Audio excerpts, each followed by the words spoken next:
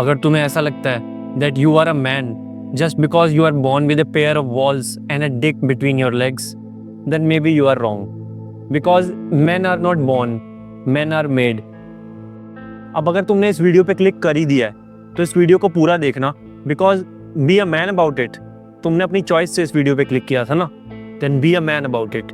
इस वीडियो को पूरा देखना और एंड तक तुम्हें समझ आ जाएगा शायद तुम कोई ऐसी चीज़ें तो नहीं कर रहे which is making you less of a man. So first of all let me tell you a few things. Having a pair of walls and a dick doesn't make you a man. Having facial hair doesn't make you a man. Having muscles doesn't make you a man. Being rich also doesn't make you a man. And if you are tall, then still it doesn't make you a man. Then what is a man? अब इससे पहले मैं तुम्हें ये बताऊं कि एक man की डेफिनेशन क्या होती है, तुम्हें मैं 5 इजी कैरेक्टरिस्टिक्स से समझाता हूं जो कि एक मैन के अंदर होनी चाहिए और तुम्हें उससे मैच करना है क्या वो तुम्हारे अंदर है कि नहीं. Coming to our first characteristics. Suppose करो कल तुम्हारा जॉब इंटरव्यू है और तुम घर से मस्त शर्ट और पैंट वगैरह टाई वगैरह लगा के घर से निकलते हो और रास्ते में बारिश हो जाती है और अब तुम भीग गए हो और अब तुम्हारा जॉब इंटरव्यू मिस हो चुका है. तो अब मुझे बताओ कि गलती किसकी थी? बारिश की, जिस रास्ते से तुम जा रहे थे उसकी, किसकी गलती थी? अगर तुम्हारे दिमाग में ये चीज़ आ रही है कि यार मेरी क्या गलती थी, बारिश हो गई, या मेरी क्या गलती थी, वो दिन ही ख़राब था, तो मे बी तुम्हारे अंदर एक चीज़ की कमी है, वो है अकाउंटेबिलिटी. तुम अपने आप को कितना ब्लेम करते हो जो तुम्हारे सराउंडिंग में चीज़ें चल रही हैं.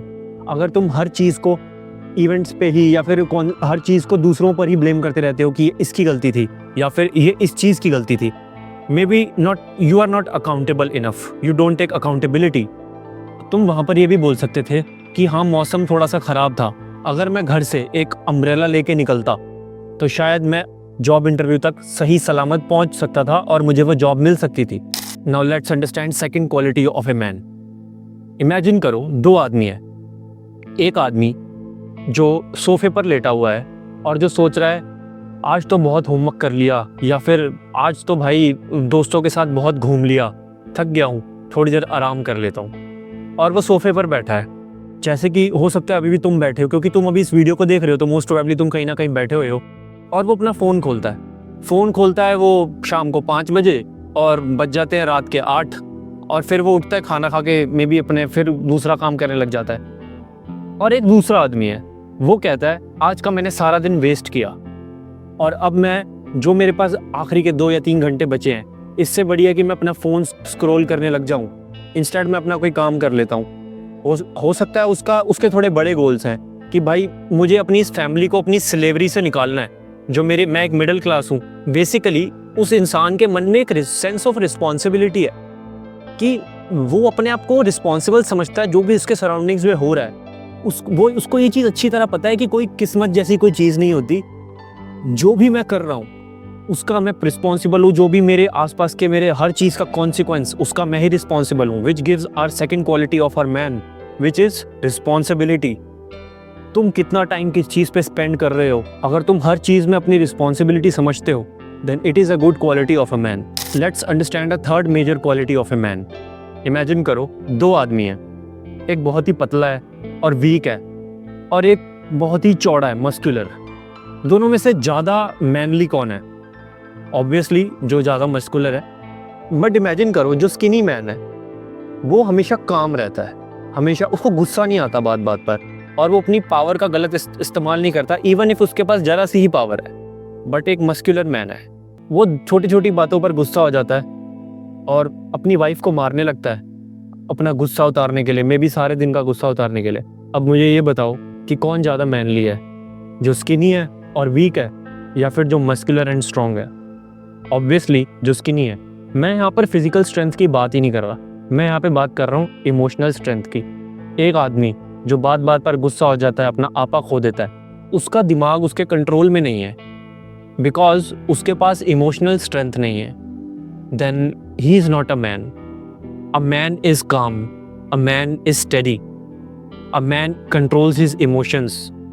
And there is a second sub part of the strength which is physical strength, not just emotional strength. Again imagine 2 men, one is tall, one is short. अब जो टॉल आदमी है वो ये सोचता है मुझे तो बहुत फीमेल अटेंशन मिल जाती है, मुझे कोई ज़रूरत नहीं है अपने आप को इम्प्रूव करने की. और शॉर्ट वो ये सोचता है मुझे फीमेल अटेंशन मिलती है या नहीं मिलती, मैं ऐसे तो नहीं मरूंगा, मैं अपना हाईएस्ट पोटेंशियल देख के ही मरूंगा। वो रोज़ जिम जाता है, मे बी अपने आप को इम्प्रूव करता है, अपनी हेल्थ, अपनी डाइट, अपनी स्लीप सब कुछ इम्प्रूव रखता है। हालांकि वो हाइट में छोटा है बट वो अपनी फिजिकल स्ट्रेंथ बनाना चाहता है, चाहे वो वीक पैदा हुआ, चाहे वो जिस भी हालात में पैदा हुआ। So not just you have to be emotionally strong, but you have to physically strong too, which tells us the third quality of a man, physical and emotional strength. The fourth quality of a man would be that he is stoic. Now, what do you mean by stoicism? मैं इस topic पे एक complete video लेके आऊँगा अपने channel पे, so if you want to watch it in the future, then make sure you subscribe to this channel.